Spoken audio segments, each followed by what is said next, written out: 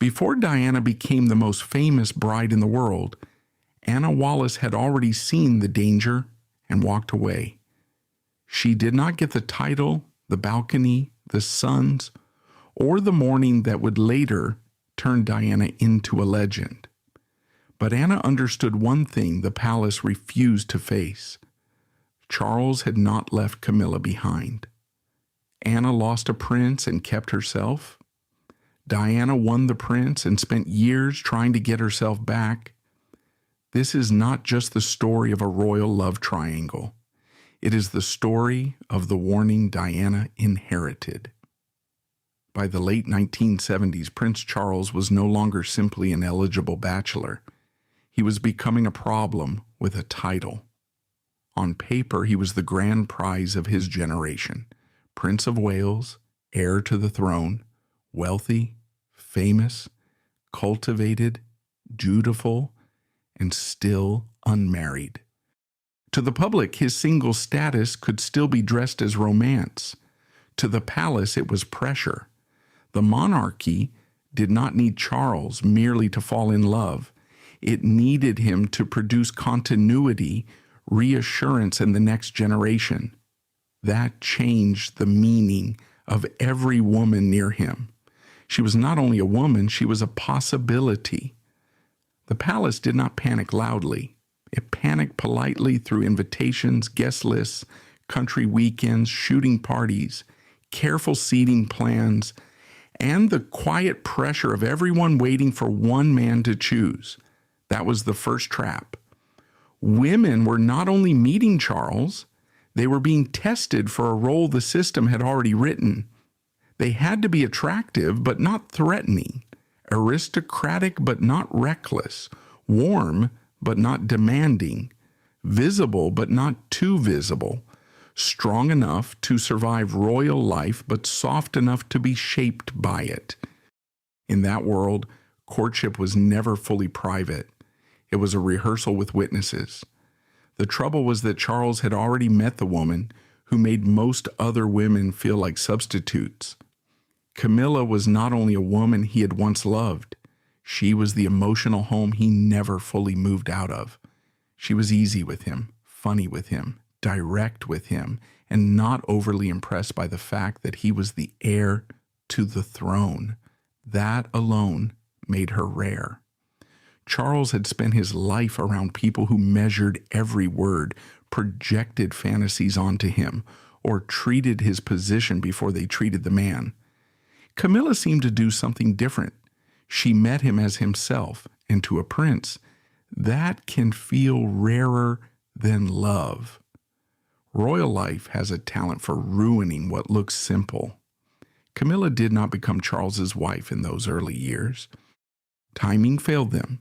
Expectation failed them.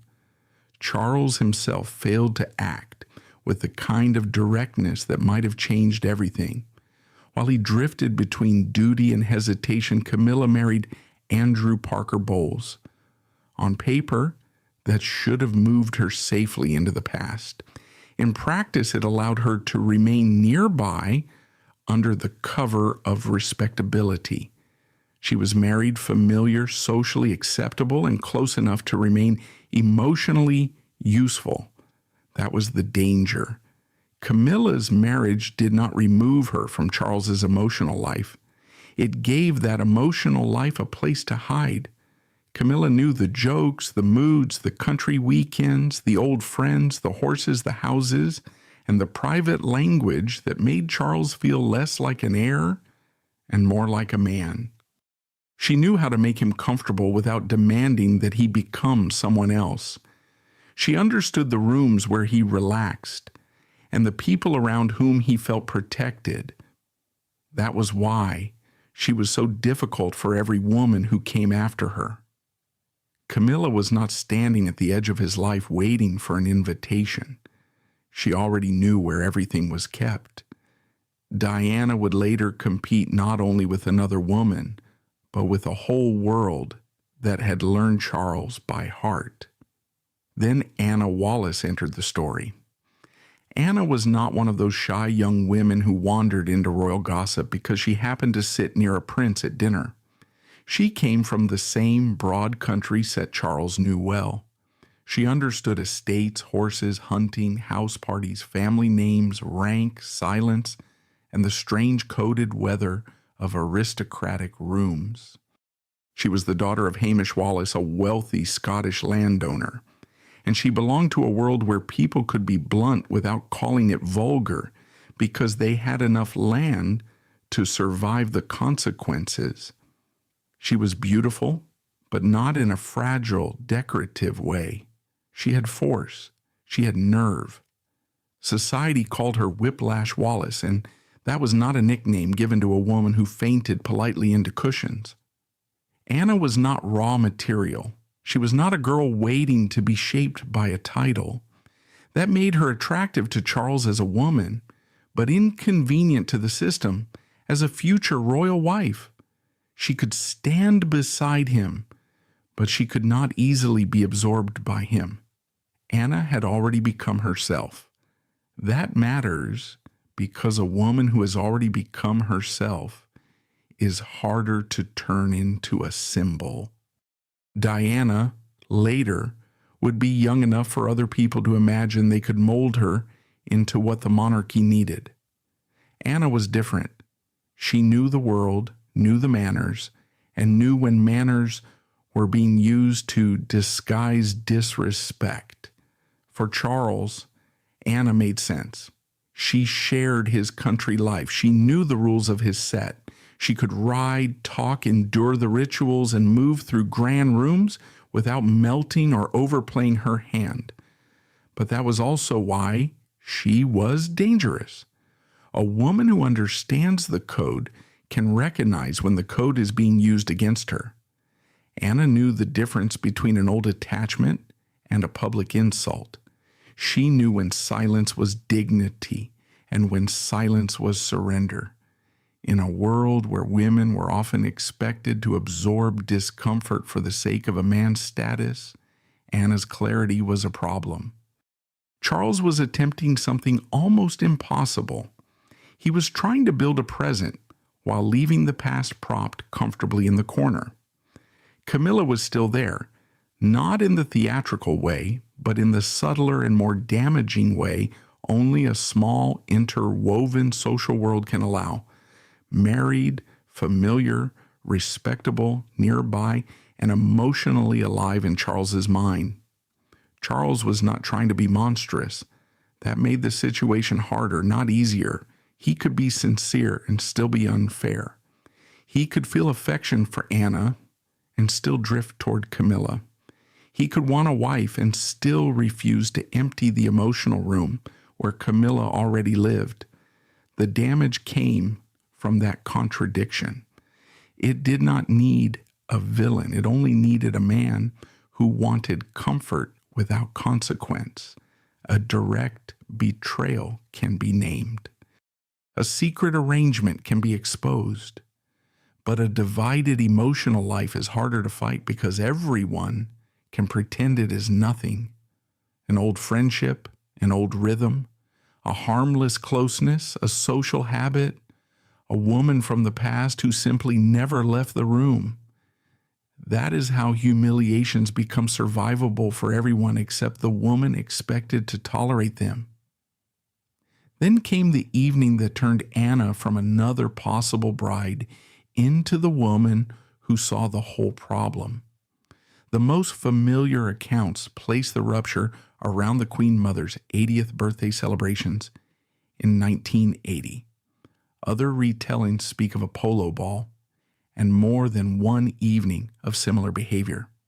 The exact room matters less than the shape of the insult. Charles brought Anna into a glittering royal setting, then spent too much of his attention on Camilla. He danced with Camilla. He hovered near Camilla. He behaved like a man whose heart had wandered away from his own date and found its favorite old address. In some circles, a woman is expected to smile through this. In royal circles, she is expected to do it with posture. Anna Wallace was not interested. In that room, humiliation did not need a scandal. It only needed witnesses. Everyone understood the code. Everyone could see where Charles kept drifting. In that world, the cruelest insults were often delivered with perfect manners. A glance could say what no one wanted to say aloud. A dance could reveal what no formal announcement would ever admit. Anna was not angry because Charles danced with an old friend. She was angry because the arrangement had revealed itself. She was being asked before any wedding to practice the tolerance Diana would later be expected to live. That is why the moment matters. It was not a small scene about jealousy. Jealousy is too flimsy a word. Anna saw the structure. She saw that if she stayed, the price would be permanent accommodation. She would have to make peace with Camilla's presence, excuse Charles's conduct, and accept the role of the current woman in a story whose emotional center lay elsewhere. Anna refused.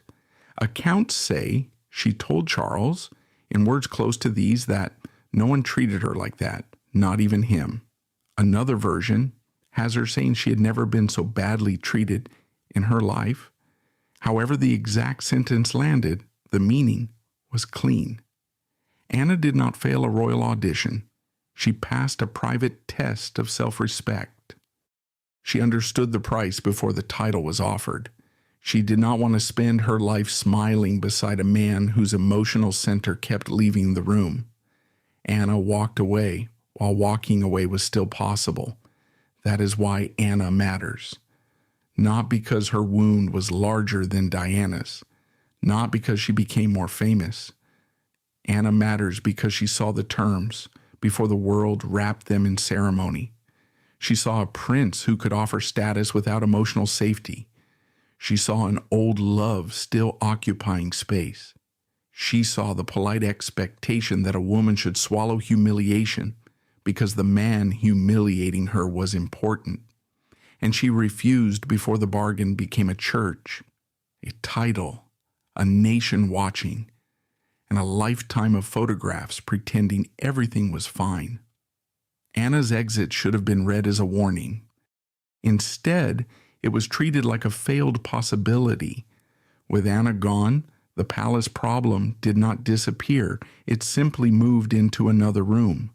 Charles was still unmarried. The pressure was still rising. Camilla had not vanished. His longing for emotional reassurance had not vanished.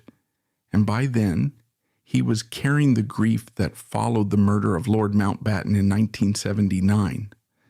Mountbatten had been a mentor and an advisor, one of the figures Charles leaned on for guidance.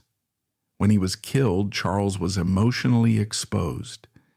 Grief can make comfort look like fate, and in that season, the search for a wife became tangled with the search for someone who might make the ache quieter.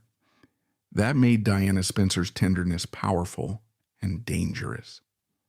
Diana did not step into the story all at once. She had been near its edges before because royal and aristocratic society folded in on itself constantly. Charles had first met her years earlier when he had been seeing her older sister Sarah Spencer. At that point, Diana was little more than a girl at the edge of the frame, noticed but not yet treated as the answer. That is what makes the transformation so unsettling. A person can become symbolic before anyone has taken the time to understand her. Diana was still becoming herself when other people began deciding what she could become for them. She came from exactly the sort of background that reassured the institution, aristocratic, English, tied to one of the great old families. The Spencers had history, title, and lineage that made palace people relax into approval. But pedigree is not the same as emotional safety. Diana's childhood had been marked by fracture, tension, and wounds that ran deep. Her parents' marriage had collapsed. There had been a bitter custody battle. Home had not been the stable fairy tale people later imagined when they saw the tiaras. Diana came from privilege, but not from emotional certainty. She knew houses, titles, manners, and old names. She also knew abandonment, family rupture, and the ache of wanting to be chosen without conditions. That made Charles's attention feel larger than courtship. It could feel like rescue. And rescue is a dangerous thing to confuse with love. A young woman who has grown up around emotional uncertainty may not hear a prince's attention simply as romance. She may hear it as proof that she has finally been selected, finally seen, finally protected from being left behind. That is what made Diana's hope so vulnerable. It was not foolish. It was human. But in a royal system, human hope can become institutional material. From the palace point of view, Diana began to look less like a complicated young woman and more like relief. The institution did not need to understand her deeply in order to approve her. It needed her to make sense on paper, young, aristocratic, English, photogenic, untouched by scandal, and soft enough to look manageable. She was not only being chosen as a woman, she was being selected as a solution. That distinction is cold, but it sits at the center of the story. Chosen suggests love. Selected suggests use. Diana was offered the language of romance while being placed inside a structure that needed her usefulness before it truly knew her. Anna had been difficult because she could see too much. Diana seemed safer because she still hoped too much. A strong woman can threaten a system because she asks what the bargain means. A hopeful young woman can reassure a system because she believes the bargain might become love. That was why Diana looked suitable, not because she was protected, but because she was not yet dangerous. She had the right background, the right innocence, the right face, the right youth, and the right kind of vulnerability for a country already hungry for a royal dream. The very qualities that made the public want to protect her also made the institution believe it could shape her. The age gap was not only 12 years, it was 12 years of royal training, adult habits, old attachments, emotional armor, and private disappointment on one side and romantic hope on the other. Charles had a past. Diana had a dream.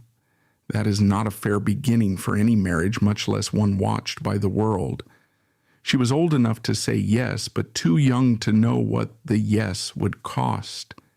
He had already spent years circling around duty, Camilla, family expectation, and the question of what kind of wife the monarchy needed. Diana was entering that old struggle, as if she were beginning something new. Still, the courtship gathered pace. Diana went to Balmoral, which was never only a family visit. It was a quiet examination.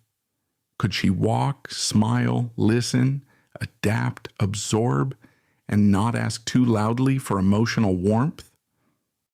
Could she enter the rhythms of royal country life without disturbing the people who already owned those rhythms?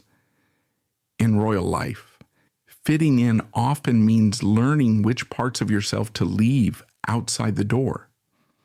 Diana passed enough of the test for the family to relax. Few seemed to ask what passing the test was already costing her. By the beginning of 1981, Charles and Diana had not built the kind of deep, ordinary knowledge that makes a marriage sturdy. They had built momentum, atmosphere, and the growing conviction among everyone around them that this ought to work, and therefore somehow would. Everyone got something from Diana's yes. Charles got relief. The palace got stability. The press got a fairy tale. The public got a bride to worship. Diana was the only one who did not yet understand the full price. The older institutions around her had centuries of practice turning people into symbols. Diana had only 19 years of life behind her. Charles proposed at Windsor in February of 1981. Diana accepted. The engagement ring became instantly famous, a sapphire surrounded by diamonds, large enough to become part of the visual mythology before the marriage had even begun. To the public, the ring looked like romance made visible. To Diana, it may have looked like proof that she had finally been chosen. But a ring can promise one thing and conceal another. It can mark a woman as beloved while also marking her as useful. It can sparkle brightly enough that people stop asking whether the hand wearing it is trembling. Then came the engagement interview, one of those moments history would later hear more sharply than the public did at the time. When asked whether they were in love, Diana answered with a simple, eager yes. Charles replied, "Whatever in love means." At the time, many treated it as awkward charm, a prince being philosophical, a nervous public moment, a strange little phrase that could be laughed away. But history does not laugh as easily. Anna had seen Charles's divided heart in a ballroom.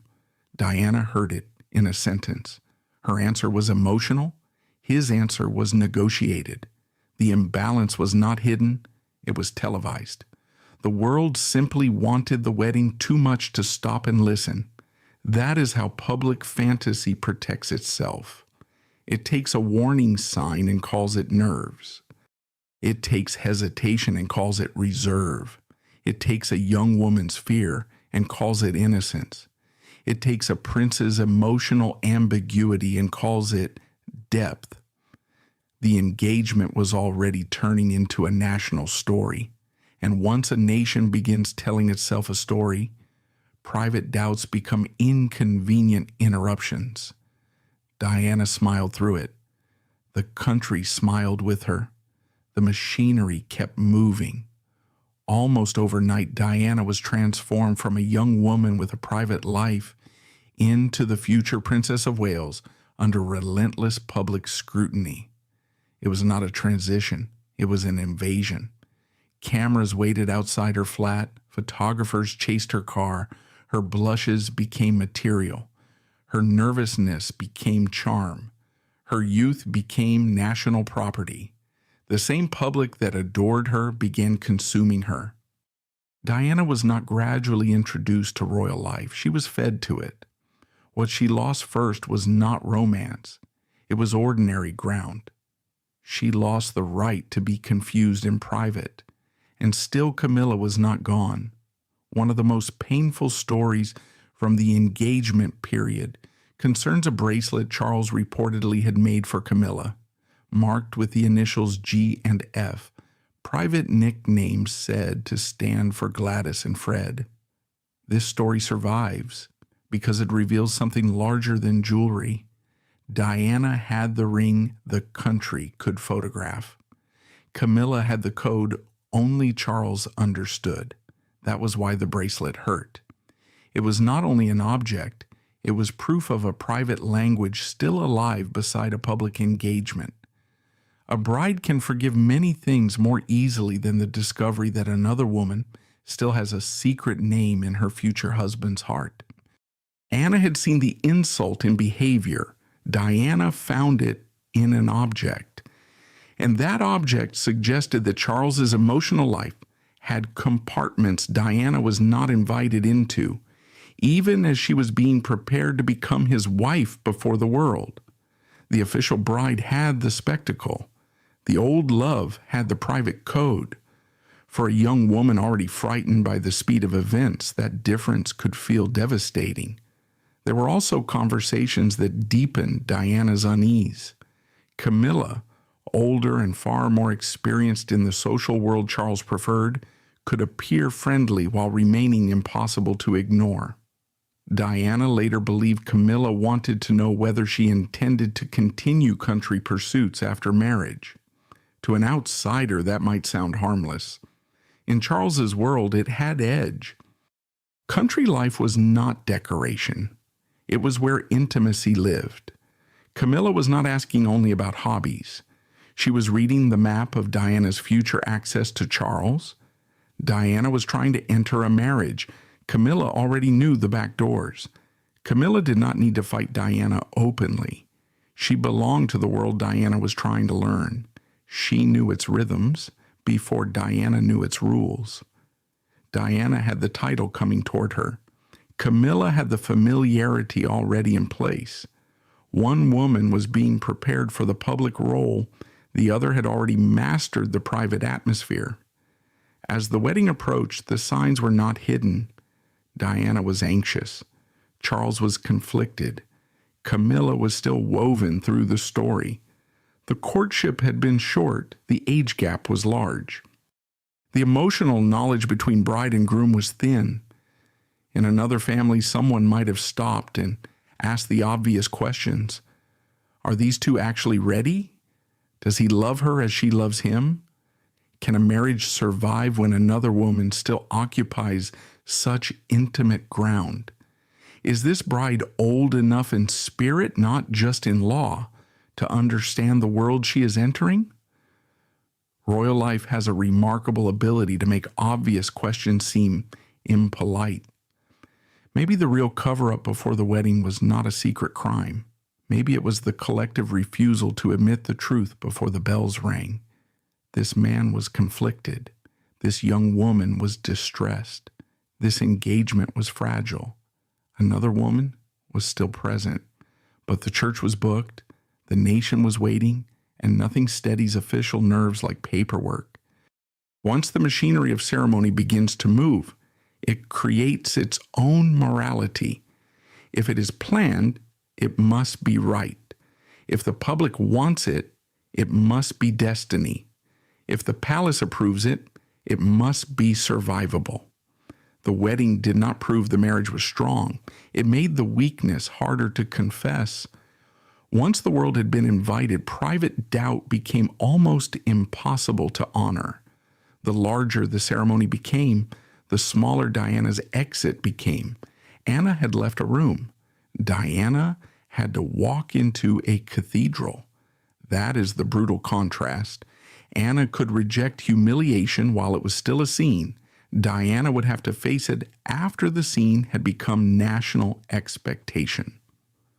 When Charles and Diana married at St. Paul's Cathedral in July of 1981, the scale was so enormous that it nearly blotted out the human beings inside it. Crowds poured into London, flags waved, bells rang, television carried the images around the world. Diana's dress was vast, theatrical, almost unreal, the kind of dress that looked less like fabric than national fantasy. She appeared exactly as millions wanted a royal bride to appear, shy but glowing, young but grand, nervous but radiant enough to make the nerves seem touching. Charles stood beside her as heir, husband, symbol, and solution. For one day, the image was powerful enough to silence almost everything underneath it. It was called a fairy tale, naturally. Royal weddings are almost always called fairy tales by people who do not have to remain married afterward. The day was magnificent, and that was part of the danger. Spectacle can make people forget that two human beings are still required to live after the music stops. The world saw a bride. The palace saw stability. Charles saw a future moving forward. Diana thought she was being chosen. But a wedding can turn private doubt into public obligation. Once vows are spoken before a nation, uncertainty no longer looks like caution. It looks like betrayal of the dream everyone has just applauded. The marriage did not become safe simply because the wedding was beautiful. The honeymoon should have been the first private room of the marriage. Instead, it already felt crowded by staff, ritual, old grief, old habits, and Camilla's invisible presence. Charles and Diana spent time at Broadlands, then on the royal yacht Britannia. It sounded romantic from the outside, but a royal yacht is not a small cottage for two bewildered newlyweds. It is still full of routine, service, expectation, and the strange sensation of being private without ever being completely alone. Diana entered married life wanting closeness, reassurance, warmth, and proof that she had truly become Charles's chosen person. Charles entered married life with established habits, tastes, routines, and emotional loyalties that marriage had not magically rearranged. He loved books, watercolors, solitude, the outdoors, old friends, and long stretches of being left to himself. Diana wanted connection. He often wanted retreat. These differences might have been manageable in an ordinary marriage, but in a royal marriage already shadowed by another woman, every difference became evidence. The cufflinks hurt for the same reason the bracelet had hurt.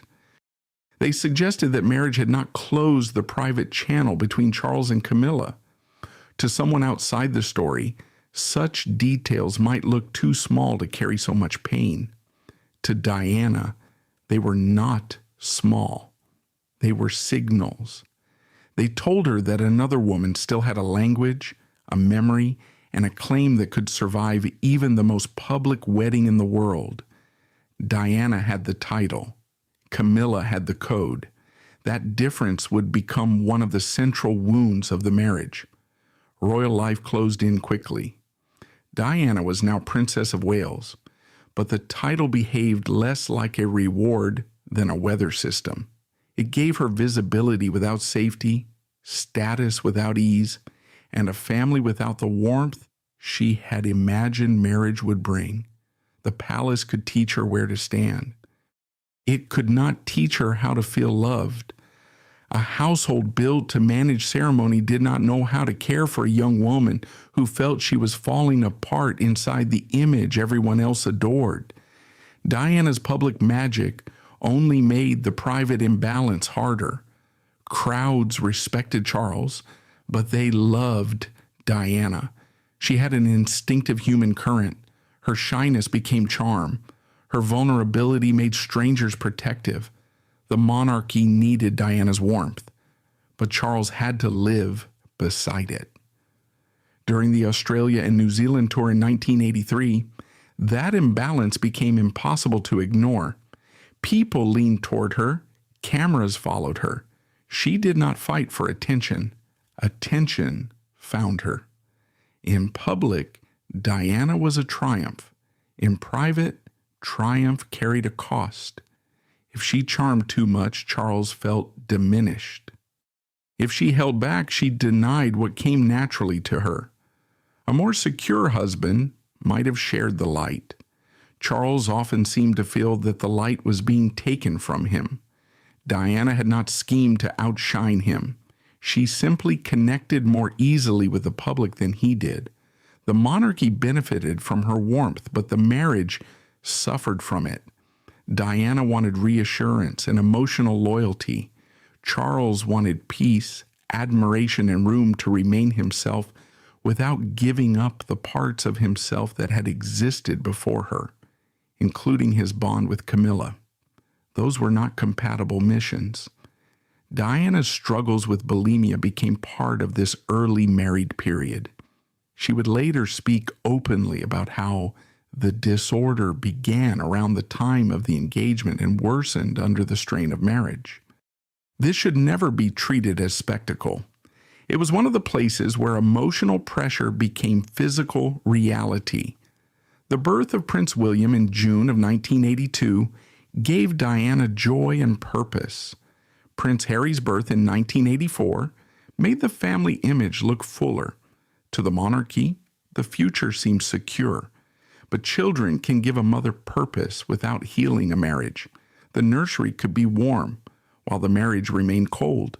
Photographs showed continuity. Private rooms knew decay. Diana loved her sons fiercely, but motherhood could not make Charles emotionally present in the way she needed him to be. Nor could it remove Camilla from the background of his life. Throughout all of this, Camilla did not vanish.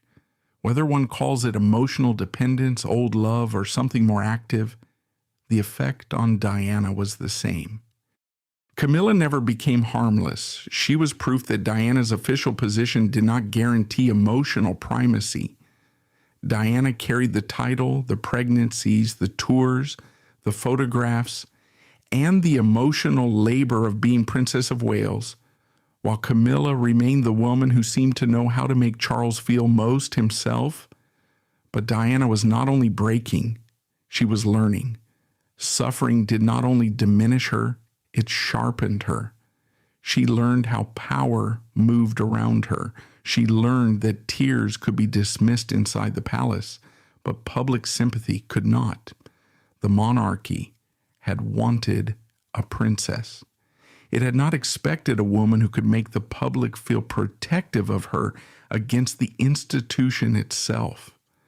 Diana was no longer only asking to be loved, she was becoming impossible to ignore.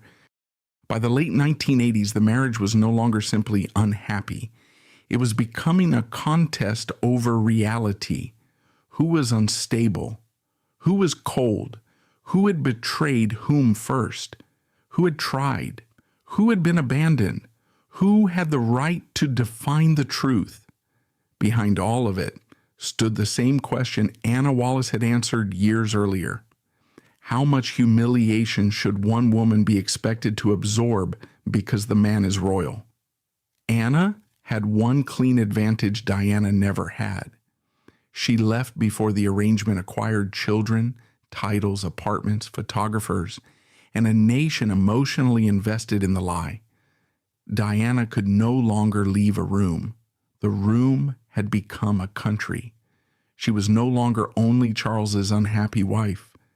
She was the mother of heirs, the Princess of Wales, the face on magazine covers, the woman crowds adored, and the center of a public fantasy too large to dismantle quietly. What Anna refused in a private setting, Diana had to endure under the eyes of the world. By the early 1990s, Diana began to understand that silence protected the people who already had power. Inside the palace, her distress could be managed, minimized, or treated as private volatility. Outside the palace, her pain could become evidence. Andrew Morton's book, published in 1992, changed the scale of the crisis. It presented Diana's loneliness, her struggles with bulimia, her despair inside the marriage, and the shadow of Camilla in a way the public could no longer politely ignore. The fairy tale looked less like a romance that had sadly faded and more like a public image built over private distress. The palace had taught silence. Pain taught strategy. That was Diana's transformation. She had entered the royal family as a young woman expected to learn the rules. By the early 1990s, she had begun to understand that rules are often written by the people who benefit from them. If the palace controlled the official language, Diana could still reach the public through emotion, image, implication, and eventually confession. That did not make her flawless. It made her formidable. The recordings, the separation, the interviews, and the public war that followed made polite uncertainty harder to maintain. No careful account should claim without proof who wanted every leak or who benefited most from every exposure, but the effect is impossible to ignore. Camilla was no longer only rumor. Charles and Diana were no longer only a strained couple. They were two public narratives fighting for moral authority. In the 1994 interview with Jonathan Dimbleby, Charles admitted that he had been faithful until the marriage had irretrievably broken down. The same night, Diana appeared in the black dress that would become known as the revenge dress. Charles used words. Diana used timing. He tried to explain the collapse. She made herself look like the woman who had survived it. By the time Diana sat down for Panorama in 1995, she was older, lonelier, sharper, and far more dangerous to the institution because she had learned how to compress pain into one unforgettable sentence. The interview itself would later come under serious scrutiny because of how access to Diana was obtained, and that matters. Still, in the emotional history of the marriage, the effect was undeniable. When Diana said there were 3 of them in the marriage, the line became famous because it gave the public a shape it could carry. It was not the whole marriage, no single sentence could be, but it named the wound people had already sensed.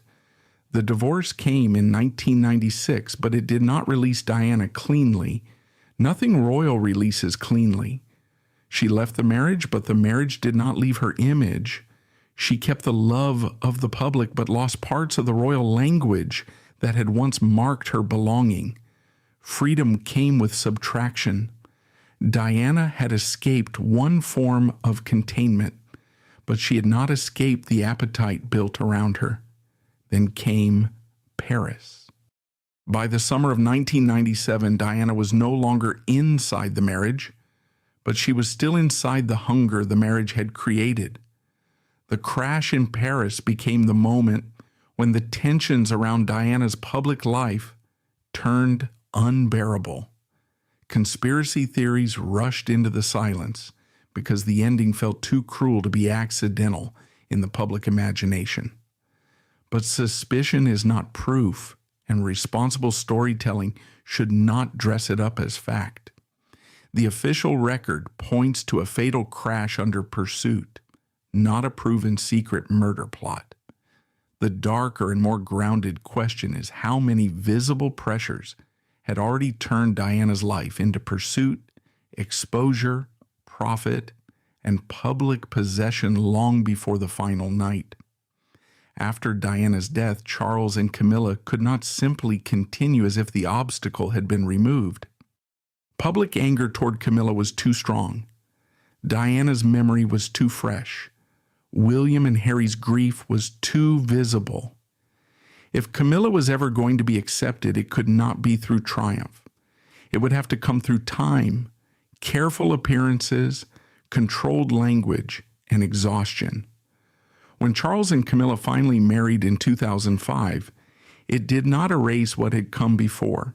It confirmed something difficult. After everything, Charles ended up beside the woman who had been emotionally present from the beginning, not without cost, not without shame, not without wreckage. But he did end up beside Camilla. That is what makes Anna Wallace such an unexpectedly important figure. She was there before the cathedral, before the sons were born, before the interviews, before the tapes, before the divorce, before Paris, and before the gradual official acceptance of Camilla. She saw the structure early. Charles wanted the present woman to tolerate the permanent shadow of the other one. Anna refused. She was not prepared to smile through the arrangement because the man asking was a prince. In one sense, Anna is only a footnote. In another, she is the woman who understood the central truth before almost everyone else. The truth was never only that Charles loved Camilla, it was that he could not stop needing her while trying to build a different life. That need distorted every woman who came near him. Anna saw it and left.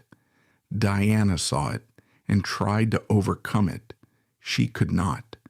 Camilla lived inside it long enough to become official. Charles benefited from the protection of a system that could survive almost anything if given enough time. None of this makes the people in it simple. Charles was not a cardboard monster. He could be lonely, dutiful, sensitive, and emotionally ill-equipped rather than deliberately cruel. Diana was not a flawless martyr. Camilla was not merely a smiling intruder. Anna Wallace was not a saint sent to warn the nation. She was simply a woman with enough pride and clarity to recognize a bad bargain before the ring appeared. That may be what makes Anna the most quietly formidable of them all. In royal stories, people often talk as though the greatest power lies with the person who gets the wedding, the title, the palace, and the line in the history books. But there is another kind of power, smaller and cleaner. The power to see what the offer really costs and say no before the car door closes. Anna Wallace had that power. She did not inherit a crown. She did not become the mother of a future king. She did not inspire mourning on a global scale or wait long enough to be accepted as queen. What she did was rarer.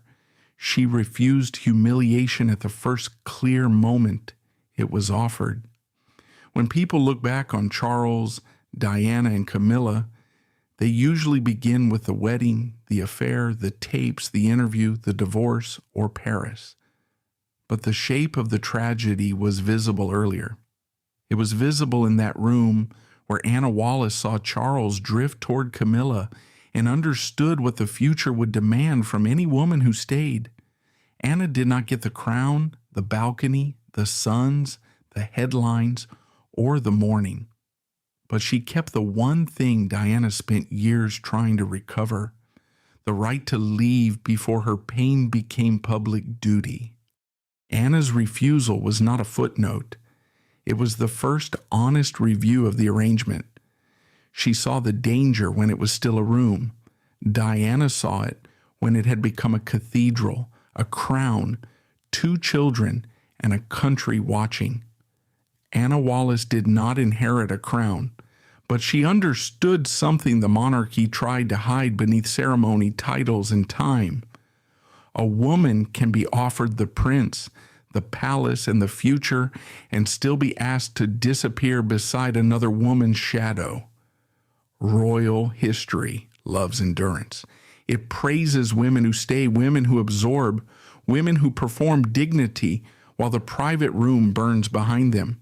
It has fewer words for women who leave early enough to avoid becoming useful tragedy. Anna did not become useful tragedy. Diana did.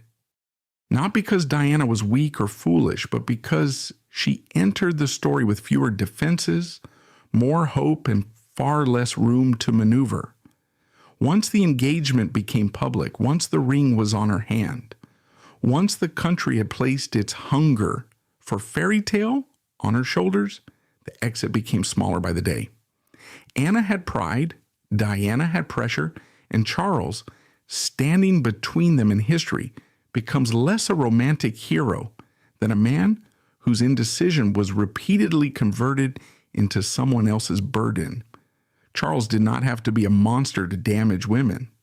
He only had to be unclear, protected, indulged, and surrounded by a system more invested in solving his future than protecting the women around him. The palace wanted an answer.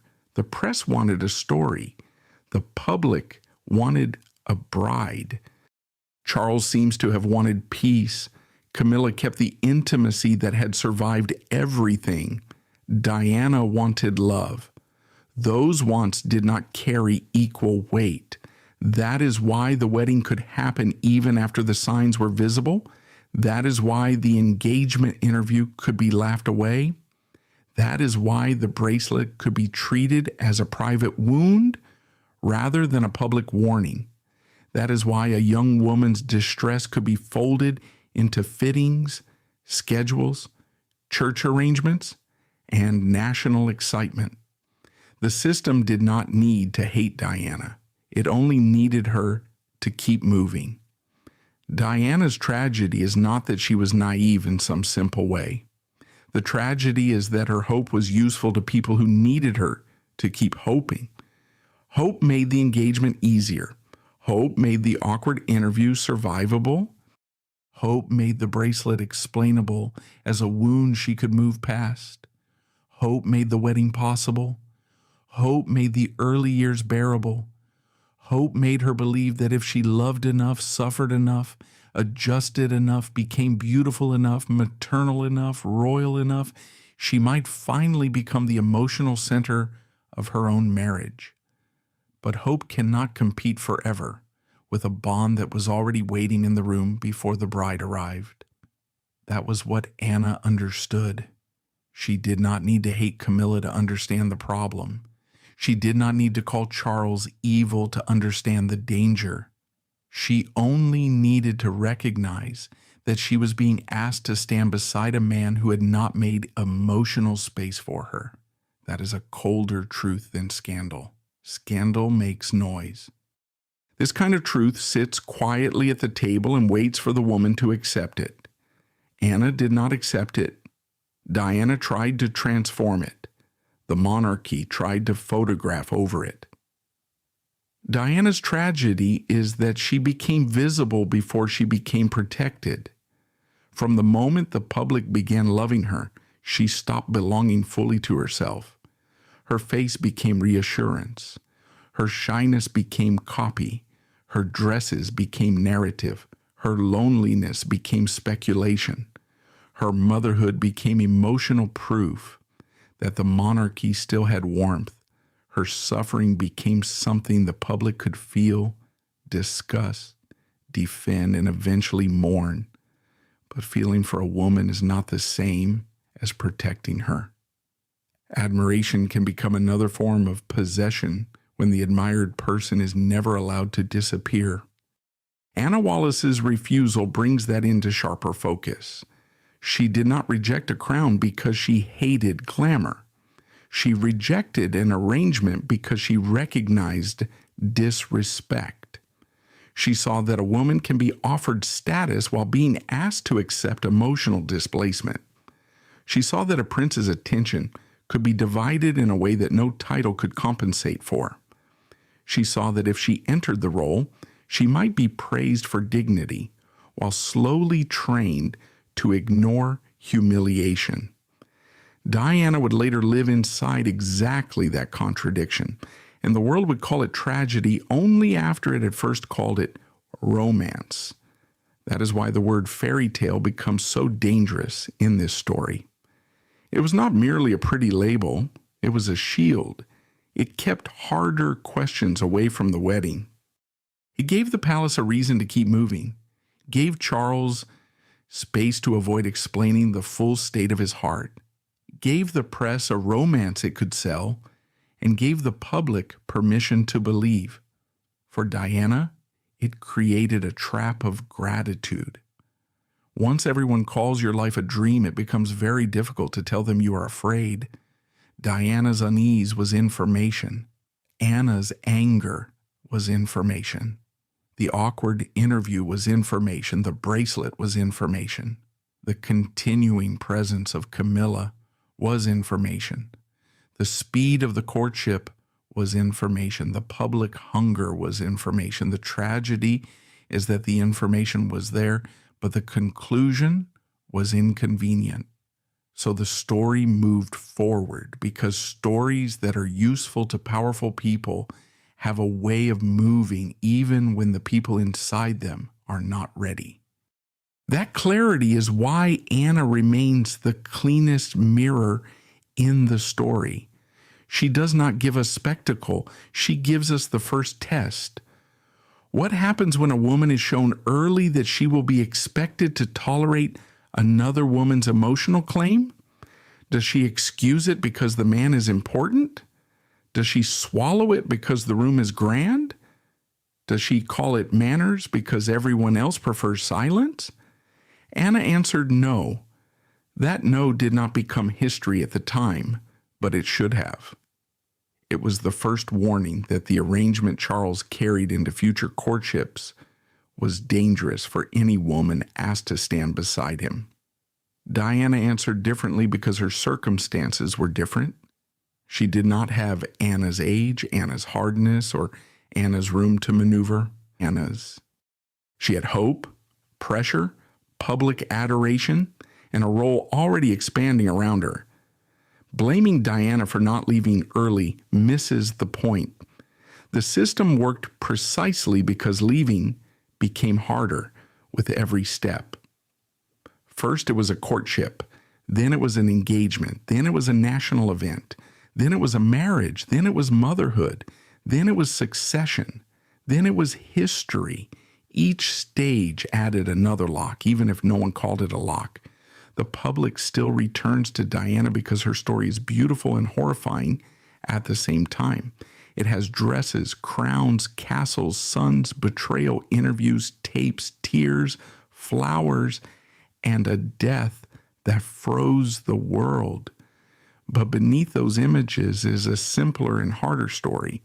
A young woman was placed into a role before the emotional truth was settled. And too many people benefited from pretending the role would fix the truth. Anna Wallace refused the early version of that role. Diana inherited the full version. The monarchy survived both. That survival should never be mistaken for a moral ending. Charles and Camilla eventually received the official life that had once seemed impossible. Diana received a legend she did not live to shape. Anna received obscurity, which may have been the safest ending of all. The palace received continuity. The public received a story it could retell forever. But the question remains, who paid the highest price for that continuity?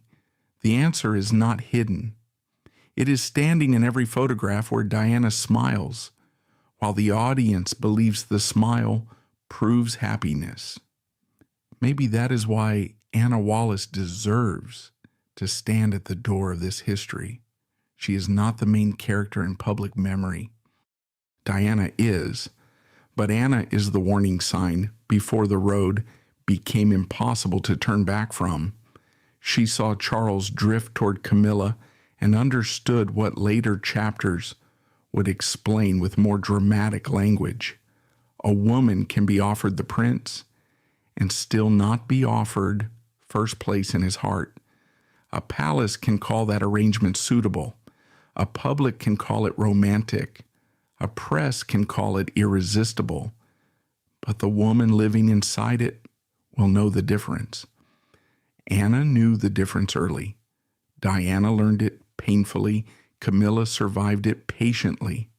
Charles benefited from it and suffered because of it. The monarchy softened the language until the scandal could be filed under history. But the edge remains. It remains in the engagement interview, the bracelet, the wedding footage, the Australia crowds, the tapes, the black dress, the panorama sentence, and the flowers outside Kensington Palace. It also remains in the nearly forgotten figure of Anna Wallace, the woman who saw the first version of the arrangement and decided she would not be trained into silence. That is where the story truly begins. Not with the bride in white, but with the woman who walked away before white silk could turn warning into destiny. Not with the cathedral, but with the room. Not with the myth, but with the insult everyone expected her to swallow. Anna Wallace walked out before the world could applaud the cage. Diana walked in while the world called it love. And somewhere between those two movements, the monarchy revealed exactly how beautiful a trap can look when enough people need to believe in it.